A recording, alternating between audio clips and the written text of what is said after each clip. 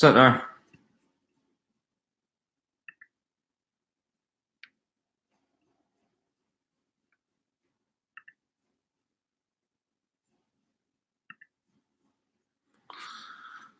Looks to me like you and Mina are the only ones here, so we will do this quite quick, Nora. Get to your questions. Oh, this means here.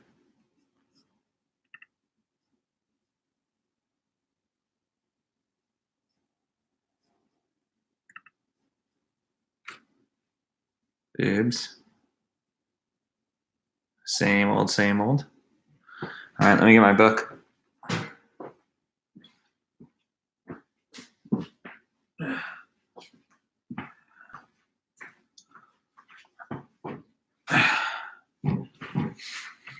All right, guys, let's get into this. Don't waste any time. Period 7. Take a look at the key terms here. So 1898, Spanish-American War, all the way to World War II. A little social stuff happening, but mainly a focus on World War I, World War II, the Great Depression, and New Deal. Cool.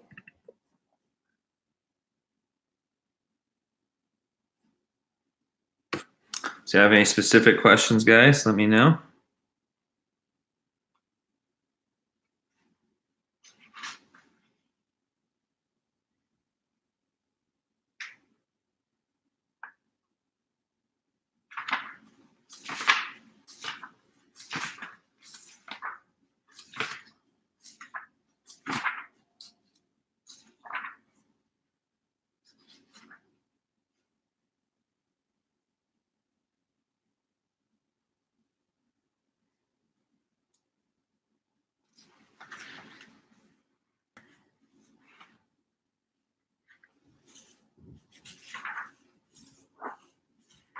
Yes, New Deal. There's a lot that goes in the first and second New Deal. There's a lot of things going on there. So obviously we'll get to a page number here, kind of focus on. You remember there's a square deal that his cousin Teddy Roosevelt did with labor during the early 1900s. Teddy Roosevelt is the one that's going to expand even more power to like the Panama Canal. Obviously, the cause is the Great Depression, right? And there's multiple causes for that. I really like the 3 R's, Yasmin, kind of focus, because obviously there's a lot of key terms. He does a lot of different things. He has he has bank holidays, he has workers, he has the, AAA, the FDIC, there's so many different things. But if you look on page 503, it talks about the 3 R's, and really it's a focus on 3 different ideas. I really like how that focus is there, because I really think that's the idea, the concept of the New Deal is that, not getting lost in the individual acts and the individual laws that he creates. But number 1, provide relief for people at work. Let's actually employ them or make it easier for businesses to get money to start creating jobs. Recovery, definitely for banking and the business. And then reform, right, to ensure that whatever happened in the Great Depression won't happen again, whether it be speculating, especially banks making guesses into the stock market, which ultimately led to the Great Depression and kind of people freaking out that their money wasn't secure, to, making sure that we have a Federal Reserve Board that controls interest rates and other things that kind of we have today. So I really like the word relief, recovery, and reform. Those first 100 days are a very important time. You could look at the page, on 504, there's these different, relief and recovery and reform programs. So you can look at those individually. I don't think, unless you had a specific question, Yasmin, I'll go into that, but they're pretty self-explanatory within there. But again, I wouldn't get lost in the individual acts. Just understand what he's trying to do. He's trying to respond to the Great Depression. And remember that Hoover, who is right before Franklin Delano Roosevelt, doesn't really get a lot of credit in history, but he does make some of the reforms that even Franklin Roosevelt would have been excited under the New Deal, but it's just a little too little too late, right? He's really going to push it. Another thing you want to link to is Keynesian Economics, right? The idea of John Maynard Keynes saying that at times the government's job isn't just simply to raise taxes and hope businesses do well, or put protective tariffs in the case of mercantilism and get super involved. He says sometimes you get involved, sometimes you don't. So in this case, because money wasn't being moved, there wasn't really anybody getting ready to spend a lot of money. So what should happen is the government should step in, and the government should step in by, putting money into the system. How do you do that? You make loans easier by putting the money supply up. Another thing that you could do is you could actually hire workers themselves, hire teachers, right? I'm a government employee and I get money from the taxes, but ultimately I'm going to spend that money in this house on, all the things that you see, from toaster ovens to sinks. And ultimately that's going to get the economy going again and moving again, right? Paying for electricity, all those things. And so then you need electric workers, and you need people making the toasters, you need people installing the sinks. And ultimately the idea is that the government should step in, right? He called it priming the pump, right? If it is an engine, somebody's got to start the engine to get the economy going. Well, the person that's going to start it sometimes needs to be the government. Sometimes the government, at this time was capitalism, which is Adam Smith, hands off, right? Government, don't get involved. Let these different cell phone companies or different businesses compete to make the best cell phone, and then let the people choose what is right or wrong. Don't let the government get involved. This isn't communism, right? Well, John Maynard Keynes says, I don't think this is me communism. I don't think we need to be always involved, but sometimes we need to prime the pump. Sometimes government needs to help, and sometimes it needs to take it off. So the idea of John Maynard Keynes and his idea of Keynesian economics, Keynes, is the idea that sometimes the government needs to prime the pump. It needs to get the engine running. It gets the fuel pump going so the engine gets going. And once the engine gets going, then ultimately it can start stepping away. And as it steps away, the economy will get going. You can start taxing businesses again. You can start increasing interest rates, doing those things and going back to a normal economy. But at times, people are going to look around to get the money going, and that may have to be the government, because the government probably has the most amount of money, right? So that's it. The effects, right? Right. One important thing is like Social Security, right? That's something that's super important. But really 508, it's really about the opponents, right? And this is, unfortunately, we don't really have an effect of the New Deal other than the fact that theoretically it got us out of the Great Depression, right? Some historians would argue that it wasn't the New Deal that got us in the Great Depression. It was World War II. The fact that people needed to go back to factories because all of Europe and all the world was depending on American factories for their war effort, whether it be or American food or any type of American goods at this time. So what the effects are and the New Deal, and we know the cause. The cause is the Great Depression and the failure of the Republican administration during the 1920s, especially the failed policies of Hoover's what caused it. But what are the effects? Kind of a little bit difficult to understand what the effects of the New Deal were. We do know it's heavily criticized, and to today we're still debating those effects and if if they should be used, right? Barack Obama in 2008 had to save the banking industry, and what did he do? He used a lot of money to do that, right? There's still critics upon that. He would say, I am looking at the New Deal and what FDR during the Great Depression with the New Deal, and sometimes the government needs to step in. In this case, if a bunch of banks are about to fail, just like they kind of helped out the banks, we got to help out the banks. So difficult to talk about really the effects, other than that this issue about the government being involved or not involved in our money is obviously a very big American debate, right? Today we have Democrats who say government should be a little bit more involved. They should have higher taxes. We have Republicans say less involved, lessen the taxes, let more competition happen. And these are two different debates between both, not really saying what's right or wrong. We do know, however, that multiple times he basically, the 508 and 509, he has basically conservative critics saying he's going a little bit too far. He's acting a little bit too much like an economic dictator. What does he think? He controls all parts of the economy. This is America where, really over the last 30 or 40 years since the Gilded Age, theoretically, we've led capitalism, right? Hands off. Why is he being so hands on? So there's going to be people who are going to say, you need to step back. Big thing is the Supreme Court. What he tried to do is he tried to go ahead and put in more Supreme Court or more court justice, federal courts that kind of were on his side, and they kind of thought it was a court parking plan. So ultimately, some of the things are unconstitutional, but some are allowed constitutional, some we still have today, like the Social Security Act, like the unemployment insurance, right? These things we have today. So I think there are the caught the New Deal and its effects.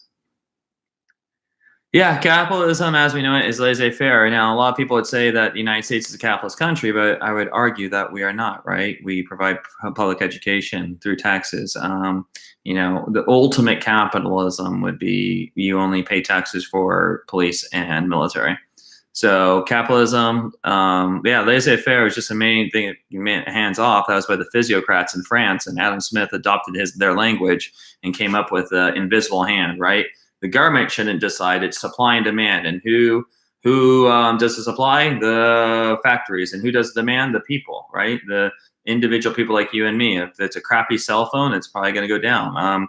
Currently, if you guys watch the news, right, Boeing has had all those issues with airplanes. Probably people are a little scared to buy Boeing. So what's happening? Supply is going up, demand's going down. That's what's going to change the price. We don't need the government to get involved. So laissez-faire is actually a term that was created by a bunch of what was called French physiocrats, a bunch of French economics. Adam Smith adopted that. He's kind of came to support the idea of laissez-faire and introduced the idea of supply and demand theory, invisible hand, and the idea that competition is a good thing rather than having government sponsorship or government takeover over certain businesses, that businesses better know how to make things than the government, which might be slower, it might be corrupt, it might be full of different issues. So keep your hands off, right? But I've always argued to you guys that government consistently has been supportive of businesses, right? No president wants to be the president that is known for high unemployment and massive problems, right? So, me and me understanding this history through economics, I always want to say that government wants to support business so that we have a lot of money, so that we have a higher tax base, maybe have a larger army, larger military to project even more power. Those are some important things, right? So, yeah, it's really hard to debate like what's mercantilism, what is capitalism, because even probably under mercantilism, we had individual like farmers competing, right? We had Eli Whitney who's making this cotton gin. Why is he making this? So that people can make more money and then he can profit from that, right? That's capitalism, even though we're using mercantilism at that time. So really hard to argue what's true capitalism, true mercantilism, true communism, true socialism, all those different ideas. Because they're all debates. They're all still things that we're debating today. We don't really have a clear definition, right? So that's why when people call people socialists, it's a little bit confusing. But for the most part, capitalism and laissez-faire are equal, right? And so what happened during this under Hoover and the Republicans? Hey, hands off, man. Let the businesses do their thing. Make some money. Get some jobs. We'll tax you guys. We'll tax not only businesses, but we'll tax the workers with their money. Everybody making money. We'll be making money. But when the Great Depression hits and we found out some of our businesses aren't doing what they're doing, and some of our businesses need loans, and our banks, unfortunately, invested in the stock market, which went to crap and crashed. We got something that government needs to get a little bit more involved, perhaps, in this space. And also, I guess the next question, Yasmin, and this is something we still debate, is how much should government regulate businesses, right? That's a question that comes out of the New Deal. Should we be controlling banks and how they use their money, right? Because that gets another steps towards not democracy and presidents, but more like a dictatorship about especially economics. Okay. Yeah, Keynesian Economics. It's a worldwide response, Mina, that comes out of the depression. Because remember, it's a Great Depression here, but it's a worldwide depression, right? And it's worse in even Germany, right? Depression. You think depression's bad here? It's really bad in Germany. So John Maynard Keynes, I believe he's English, and so he's from Great Britain at this time. But he's coming up with this theory because not only the United States is not only depression, it's a worldwide depression. And so he's come up with a new idea saying, hey, all of your governments, not only the United States, but the British, the French, I know you guys are in debt, but go further into debt. It's no big deal. Get this engine going, and once the engine going, we'll tax them. You'll get back out of debt. You'll be good to go. It's a square deal. Come back to you. Teddy Roosevelt is just a deal with labor, right? Basically, he let's go ahead and find the page number. Usually you're good at that. You probably have it. Oh, turned right to it. So gotcha. Page 438, right? Square deal, right? So presidents in the 19th century, right, the 1800s, especially the 1800s, Gilded Age, had taken the side of owners in conflicts with labor, right? We already talked about last period all of these riots and these protests and these strikes, how they're broken up by both the businessmen and usually with the partnership and help of the government, whether that getting a Supreme Court ruling or using the National Guard to actually use bullets and violence to get people back to work, or some of the other things that were declared legal, like the yellow contracts and blackmailing and blacklisting, all that. Roosevelt quickly turned into neither business or labor, but insists on a square deal. Square deal is usually called a fair deal. Like if you do a square deal with somebody, you're making a fair deal. So it's kind of like, hey, labor, you're gonna have to give in, but business, you're not just always gonna win all the time. You're gonna have to give in too. The crisis involved a strike of these coal miners through much of 1902. If the strike had continued, many Americans feel that without any coal, they would freeze to death when the winter came. Roosevelt took the unusual step of trying to mediate the labor dispute by calling a union land coal mine owners. The mine owners stubbornly refused to compromise, angered the president. So he threatened to take over the mines with federal troops. The owners finally agreed. They got a 10% wage increase. They wanted 9-hour days, but they didn't recognize the union, right? So probably the guy wants them to recognize the union, say, hey, this is a union. We're working together to get better contracts, better wages. But that wasn't allowed. But guess what? You got a 10% increase, and you went from a 10-hour workday or 12-hour workday to 9-hour workday. So owners, you got something. Labor, union, you got something. I just gave you a square deal. Cool. And just going a little bit further, look at what we have. We have trust busting, page 438. That's that political cartoon. Remember what a trust is? A big corporation like Carnegie Steel and especially these railroads that were working together. Standard Oil, right? So he began breaking up these bad trusts who maybe had total control of the market. They kept on jacking up prices. I really think of the iPhone market being that, right? Everybody wants the iPhone. And so what have they done? They've just jacked up the price to $1,000 and we're still paying for it.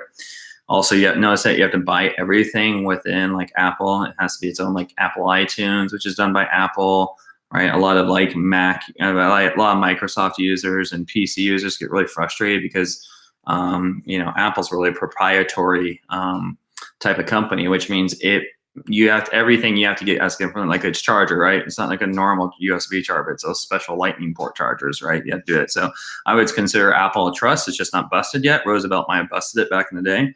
We began regulating railroads. We protect the consumers during Roosevelt's time, right? He's considered a progressive, remember? And this is those muckrakers. Those progressives are going to call out about political corruption. They're going to talk about social injustice. They're looking at the health of the entire country.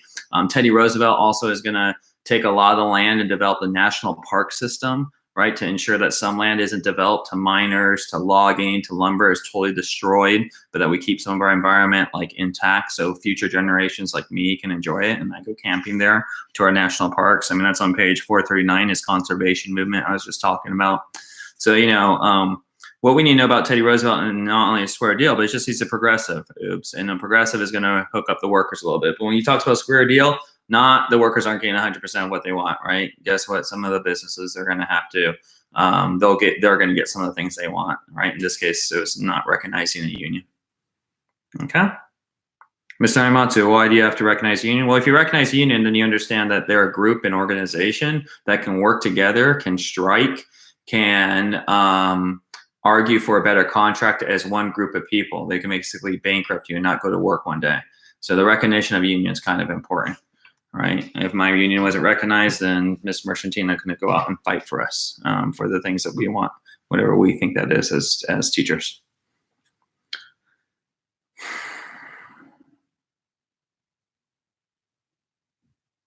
Yeah, muckrakers were just a group of progressives that were definitely focused in literature, focused in the novels, and they wrote both fictional, false, and non-fictional, actually newspaper reports and accounts of different parts of society, whether it be political corruption or social injustice, or in this case, the most famous muckraker would be Upton Sinclair, who later becomes the governor of California. He writes a book called The Jungle, and then there it's about meat packing industry, right? One place that's making basically hot dogs and sausages, and you find out that rats are taking the fecal matter is coming from the rats, aka rat poop, is dropping into the sausages. It's getting churned. You're eating sausages with rat poop. Some of the workers are having their hands cut off, and those are going into the sausages. That's happening. There's roaches everywhere. It's incredibly filthy. And they're making your meat, right? So that was kind of the most famous muckraker. Their effects, politically, socially, and economically, is for more justice for what we call the working class, right? The common American Joe. So if you think about social effects, they're going to try to support unions and wages. Political effects are going to try to get corruption out of government. They'll do this through passing laws like that we have here in California, where we directly elect our senators. For instance, every year I get to choose my senators. Well, in the past, you would elect a group of state legislators, and these legislators are like congressmen for California that only stay in Sacramento. Then they would determine who are the two people to represent them over in Washington, D.C. for part of the entire nation as part of the Senate. Well, they're like, no, heck with that. We're going to directly elect them. Again, a mistrust of government. So trying to get political corruption out, probably getting rid of the spoil system where you just hook your friends up jobs easily. Economic effects, like I said, they're going to really focus on labor. And that's both a social and economic effect, right? Businesses are going to take a little bit of a cut. They're going to be a little bit of heat, and they're going to have to give in to some of the union demands. And what are these union demands? Once again, safer work conditions, higher wages, lower hours, usually a regulation on children and women, working, whether that be maybe paying women a bit more or also banning children from coming in. Both of which women and children are probably causing the price of wages to go down. Probably bosses argued in a very backwards way that, women and children weren't nearly as valuable as men and got paid less. And therefore it would cause wages of the factory to go down because you have a group of people that could take your job that you don't have to pay nearly as much for, like called children and women that might work even longer hours for you. Right. So I always thought that was kind of an interesting way to look at it, is that, perhaps some of these workers are trying to defend their own jobs by saying that women and children can't work, not necessarily because they felt bad that women and children were working, but the fact that they were there and getting a lower wage, causing everybody's wages to go down. Right. They're always fighting for higher wages, lower work hours. Today, now it'd be healthcare. They'd be fighting for things like healthcare, like vacation. We fought for a maternity leave, paid maternity leave. Inside of the United States, you don't get, when you have a child, you don't get money to take the time off. And right now with teachers, it came out of your vacation time. Well, we actually did things saying that the district has to provide a substitute to the classroom for 6 weeks while they have the child. And then after 6 weeks, if they want to take even more vacation time, that goes on the vacation, but you need to pay them 6 weeks. And so that's something that we have. We're the only district in the United States actually that has this for our teachers. So muckrakers, their effects, again, there they are. What would you link the word muckraker to? Progressives. Who are some progressive presidents that pop up? Woodrow Wilson and Teddy Roosevelt. You can see through their actions that they are considered progressives. Remember, progressive doesn't necessarily mean like non-racist at this time. Woodrow Wilson is considered a member of the South, and he keeps the Army segregated. Really hard to interpret in 2018 what's happening in 1918, right? That's over 100 years ago. People thought of the world much differently. Social Darwinism was probably an A-OK idea. I don't think we think of that as an A-OK idea, that certain races are born smarter or weaker than another. So, hard to think about those things, but progressive, like I talked to Mario, it's not the average Mexican, it's not the average Chinese. They're looking for the average working class person in the city. Somebody's living in the city and the things that they're dealing with. It. They're seeing crime, they're seeing prostitution, they're seeing a government that they don't feel responds to them, but they have hard lives in the factory. These are the things that the progressive is going to work for multiple times. Again, they kind of sound like baby communists at a certain level, and that's okay to think of it. Idea of a progressive liberal means you're really, really left, and if you're really, really left, you start getting close to communism, right? High taxes on the rich in order to provide to the poor, right? So that's getting closer to an idea called communism. So definitely progressives are kind of what we call modern day liberals, right? I call myself today a progressive liberal, right? I'm not just a moderate liberal. I'm over there. I think it's okay. I don't know about social effects about the Panama Canal. There's a lot of, first of all, it's French and they screw up and they die, but there's a lot of Americans that die, especially to malaria down there that's carried by mosquitoes. So I don't really about social. Economic, I don't even know it's really economics, more of a political thing, right? It's kind of a reflection of the Roosevelt corollary that was added to the Monroe Doctrine. Teddy Roosevelt at this time said, you know what, it's our job to not only ensure Europe stays out, but it's our job to actually get involved as things happen. And in this case, he makes up a revolution in Panama, which was part of Colombia at this time. He takes a bunch of Colombians, say, call yourself Panamanians, ask for independence, revolt, cause problems, and we'll say, hey, there's a problem in Panama. We need to send the U.S. Army, and we'll come and support you.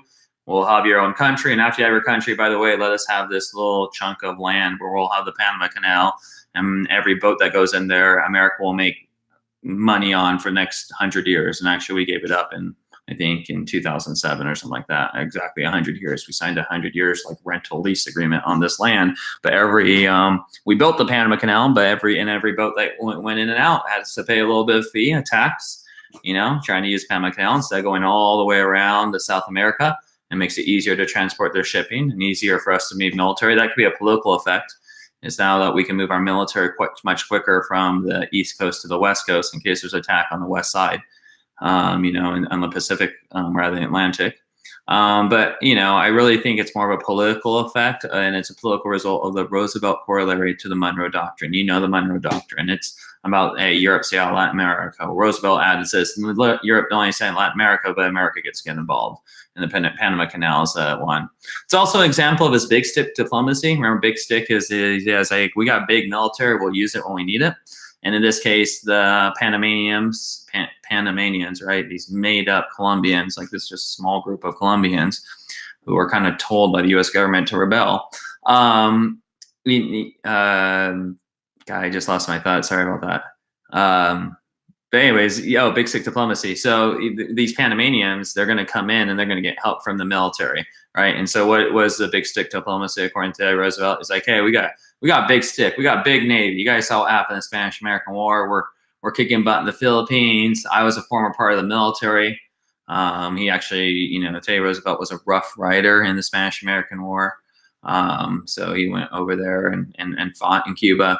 And he's going, hey, I'm going to use this military if I need to. And so you see him using that. So, I really see the Panama Canal a big reflection of Teddy Roosevelt and who he was as a man, as a president. Yes, he was progressive here at home, but, out abroad, he was definitely expansionist, right? He expands. He says it's okay for us to do these things and to go ahead and go take over other people and help guide them and show them the way of democracy, so to speak. So that's what I see it more.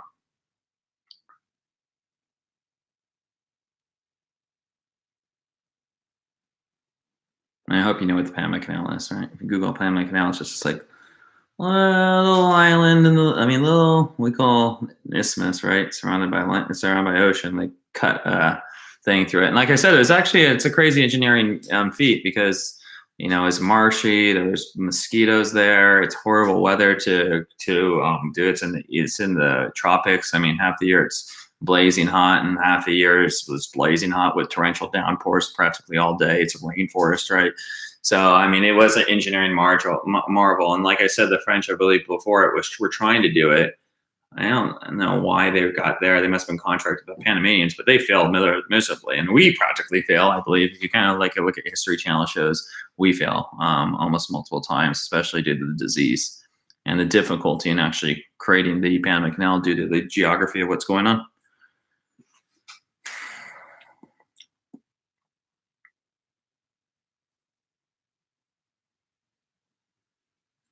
Noor, Yasmin, any questions? Who's our fifth person?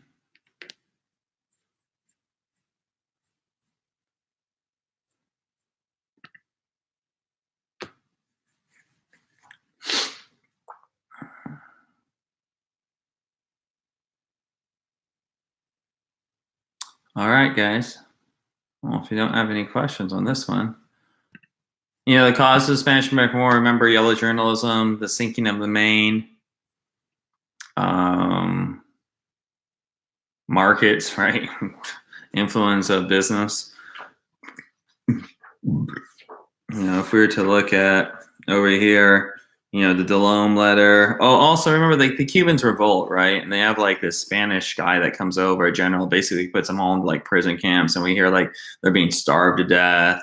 And these are just citizens, right, that revolted theoretically for democracy to get to Spain out. Monroe Doctrine too, right? Remember that Spain shouldn't be in Cuba anyways, right? Get the hell out of Latin America. So, yeah, the Delome letter, which is on page 413, is just it was just a Spanish diplomat that basically said bad things about President McKinley, and he was a horrible president, he's being a bad person. But basically, William Pulitzer, who is Hearst, sorry.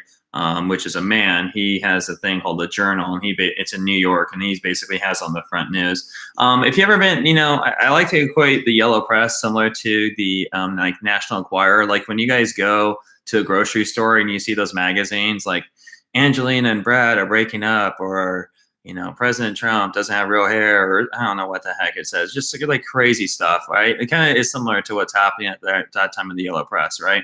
They're kind of making, kind of causing sensationalism. I talked to Jeb about how crazy President McKinley at this time in the Spanish-American War. I think he's like the president of the Anti-Imperialist League, which includes famous people like Mark Twain. And these people are like, dude, I don't understand why we're going outside the United States. Can we just focus on ourselves? No to empire. Stop going beyond our boundaries. And like, he's even thrust the war because the press gets everybody so jacked up that Spain's such a horrible group of people and what they're doing over to the Cubans that he feels like he's almost forced to do it, especially when the Maine gets blows up. And, William Randolph Hearst on the front of the New York Times, I believe, just publishes like a submarine diver putting a landmine there when there was nothing of the sorts, right? Yeah, it was, I don't know about the effect of 14 points because it fails, right? Everything fails except for the League of Nations, right? But obviously, one of the effects of the League of Nations is later that idea is going to be transformed into the United Nations. And the UN, theoretically, is a group that's trying to stop massive wars from happening. Another interesting point is after the League of Nations, the United Nations, I don't know, do we really ever have another world war? We have the Cold War, but we do little battles here and there. We don't have like 20 countries versus 20 countries. Well, 20 countries versus one, right? The coalition of the willing, or the war on terror, where we target one terrorist group, right? But one thing to think about is, have we ever since that World War? Theoretically, the world is much safer today than it's ever been in human history. I know it seems like a violent place, but if you look at the amount of warfare and also how many lives that warfare took in the past, especially World War II, compared to now, not even close. So I don't know, man. Another effect of the 14 points is Woodrow Wilson goes across the United States and literally dies trying to get this signed, right? Another effect of the 14 points is the reason why it was never signed is because the Republicans here have so much kind of frustration towards Woodrow Wilson. It's kind of a reflection of the two-party system, right? One group is in power. They basically do things while the other group gets pissed off. And then sometimes you need the other group that gets pissed off, but they're not going to do anything, not because it's the right thing, but just because you're in power, right? What we call a two-party system, right?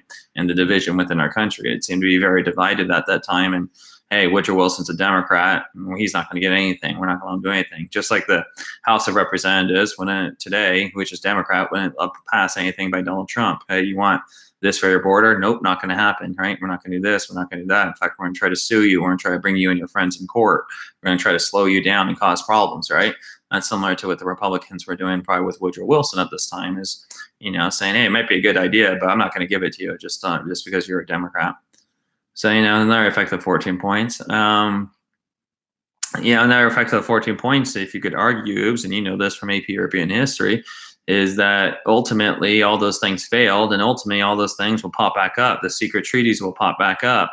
There will be not only naval warfare that's unrestricted, and where people are just blowing each other out of the water, but now it's going to go up to aerial warfare. The idea of total war is going to totally happen, right? They're going to start targeting civilian populations. We start getting desperate forms of warfare, whether it be the nuclear weapon, the kamikazes, increasing use of chemical warfare like yellow mustard gas. So another effect was maybe it was so weak in the League of Nations, which we never even joined, was so crappy, it actually led to another war because if all 14 points were signed, theoretically that wouldn't have happened. So the failure of the 14 points might have led to, World War II. It's another way to think about it. Okay. I think that's all I can go for effects of the 14 points.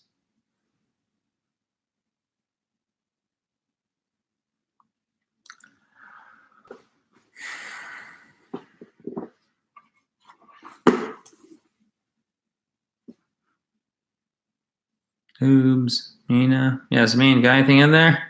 Let's see here. Spanish-American War, progressives, World War One, the Jazz Age, and women. Where women get the right to vote right now. Also, we get that sexual revolution underneath Freud and the flappers. Right, they start cutting their hair and wearing short skirts and wearing super red makeup and standing out and stuff like that. Harlem Renaissance, right? Talk about all those people. An interesting to compare at this time with African American rights is Booker T. Washington and W.E.B. Du Bois. Let me see if I can find that page number. Jeb was asking me about this today, and it was just, two people are fighting for African American rights that have two completely different perspectives. So 350 or 443, probably 443. Let's see. 444, Great Migration, Civil Rights Organization. Yeah, page 443,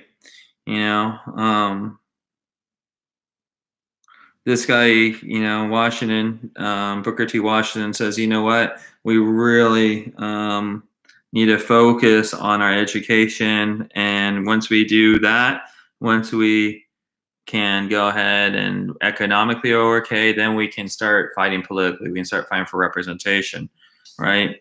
This guy, W.E.B. Du Bois, says, you know what, we need political rights. Once we get political rights like equality, then we can enter the workforce equally and get the same amount of pay. And then we can economically and socially stop injustices like racism and the KKK. So two different views about how they should go down. W.E.B. Du Bois. You also have the Great Migration, right, leading to the Harlem Renaissance, right? Harlem's in New York. How did all these African Americans find themselves in the middle of New York? It's because of Great Migration, right? People after the Civil War started moving north. Okay. So let me go a little bit more about this stuff since you guys are stalling. Great Depression, remember, is speculation, especially by consumers who were buying stocks on the credit. It was bank failures. There's also the fact that the Federal Reserve Bank started underneath the watch of Hoover, really started decreasing the money supply and increasing interest rates, which makes things worse, right? People didn't get, the businesses couldn't get their loans. Businesses, the first thing they're going to cut is not machinery, but jobs. That's the easiest thing to get away from because you're not getting loans anymore. And then those people that don't have jobs, they stop shopping, which causes even more problems. So Great Depression causation. We talked about the New Deal. World War II, I don't know, really, it's such a mess of stuff. I don't know what it is. It says key concepts because you really have to go to the key concept outline. It's about island hopping. It's about the total war, which is anywhere from the rape of Nanjing to the Holocaust death camps of Adolf Hitler to how Stalin was doing this gulags. A big thing about World War II is it leads to the Cold War, right? Right at the end of the war, really, we're going to divide Germany. And that's when the Iron Curtain speech by Winston Churchill comes in, saying the Iron Curtain has settled over East Germany and East Berlin. That is the beginning of it. And then it shifts over into the American side as an Asian issue, right? Really, we're going to hope that NATO, the North Atlantic Treaty Organization, and us helping the Europeans when they need it. But we hope the Europeans can hold it. What we are concerned about is all of Asia, right? And so, talking to Precious today, if you notice where a lot of our fights are, it's in South Korea, it's in Vietnam, it's later in Afghanistan.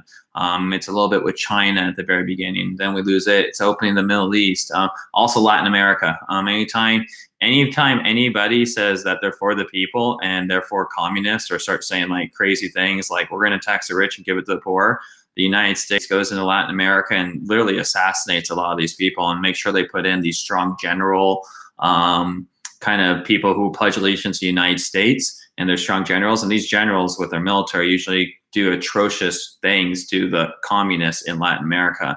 So whether this be Venezuela, whether this be Argentina, whether this be kind of a lot, especially South America, they're going to try to go to communism. And the United States is no. Monroe Doctrine, Roosevelt Corollary, Cold War, domino theory, and containment. You guys, no communism is going to ever be allowed to Latin America. So, that's a little bit more from tomorrow. In both of our classes, we'll talk a little bit more about the Cold War. And that's, a little bit more in period 8. All right, so going back over here. DeLong Layer Effect. Yeah, Kaylin, welcome. Thanks for joining us tonight. Stoked So, Kaylin, whenever it comes to women, there's some really cool document. And again, I know that your computer was a little bit slow the other day. But if you go to our review website, you go to the review page on the very, very bottom.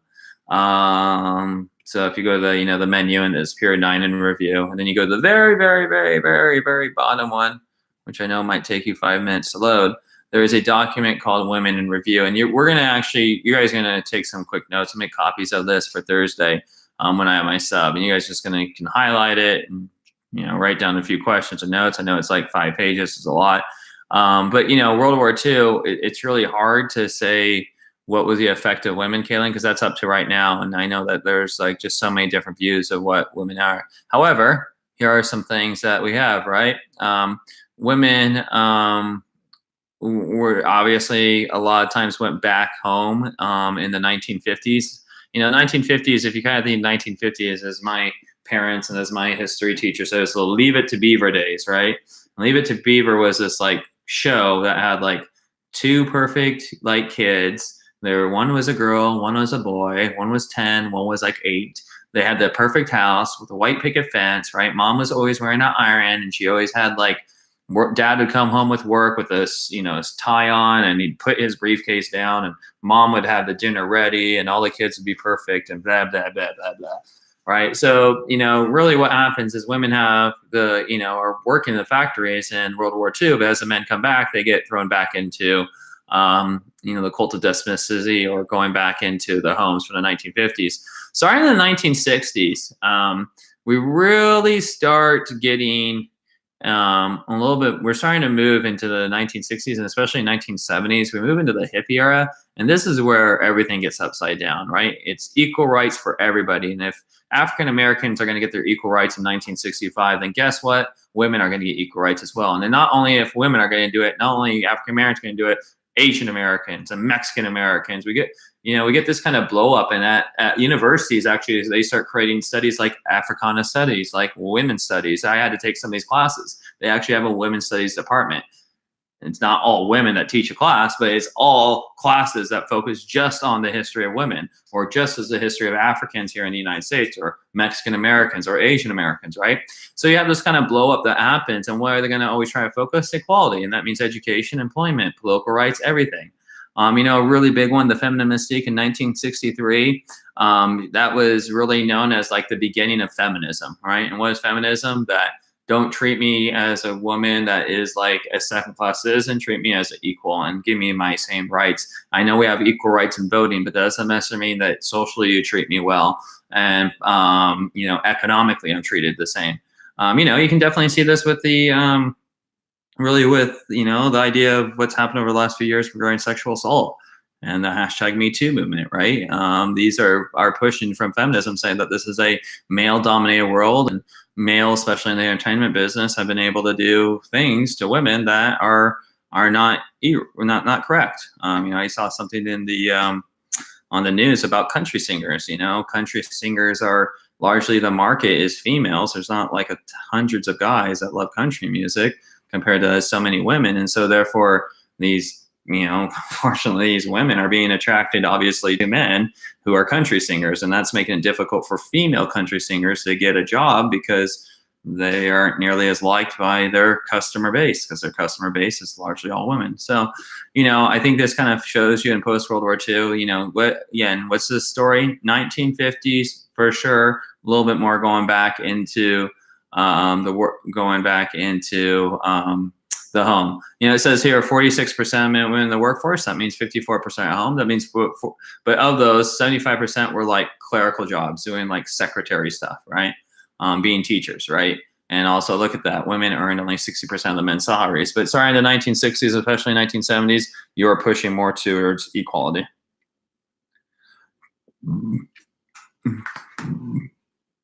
Let's see, ooze 486, disarmament and peace.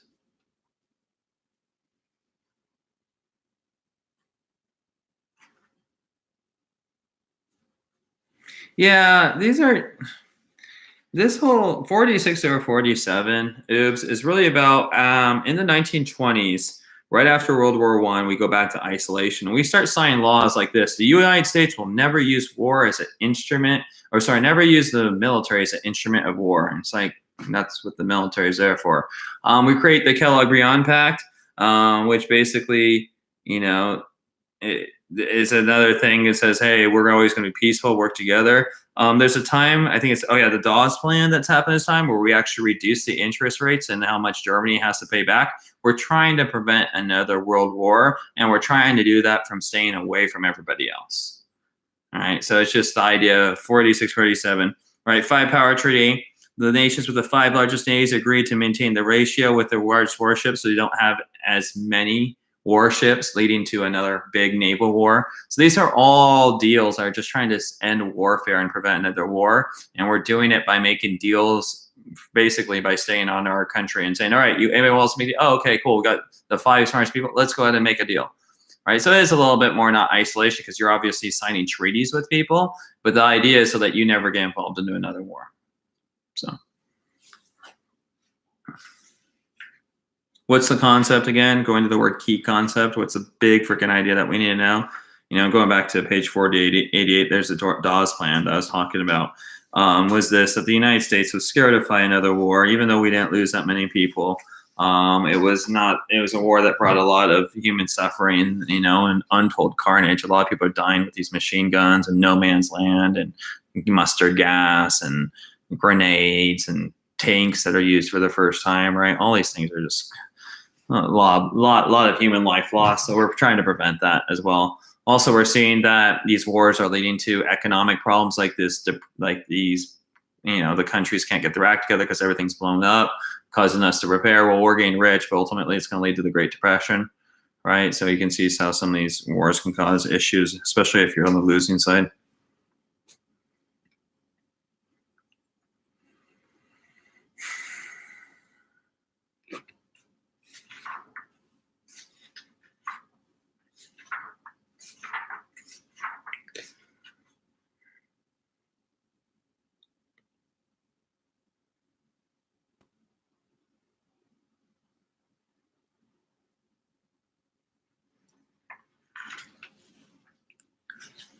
All right, guys, I'm just kind of looking at some stuff, going through it. It's kind of flying through.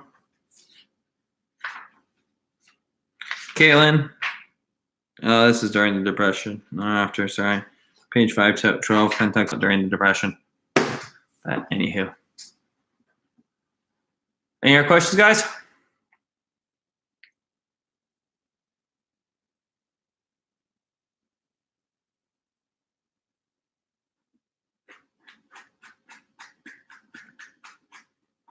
Excuse me.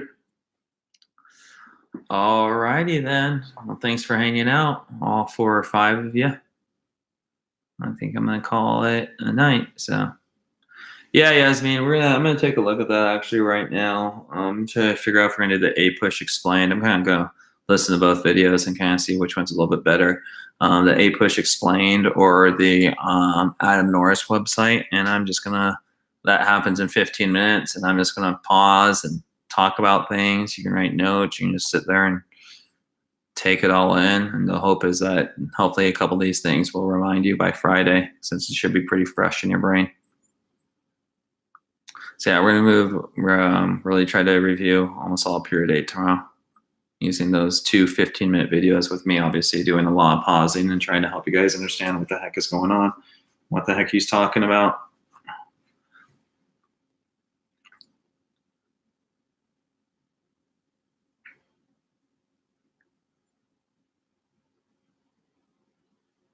Yeah, I mean, if you don't want to even listen to my stuff, just go do your own thing, But I think go in a website.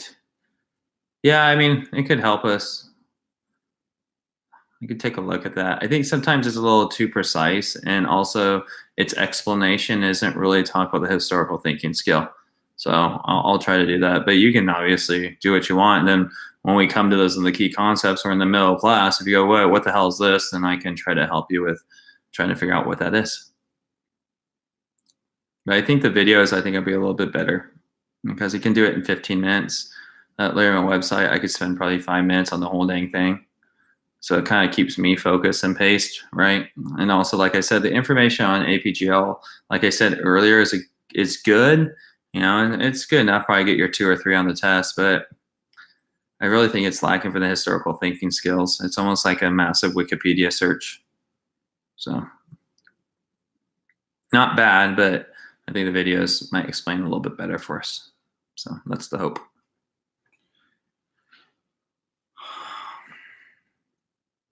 All right, guys, 50 minutes. I'm out. Thank you guys for hanging out. Same characters. Hope you guys get a 3 or 4 or 5 on this thing for sure. Don't have to take this class in college. God knows it's a beast. So, all right, guys, we'll talk tomorrow.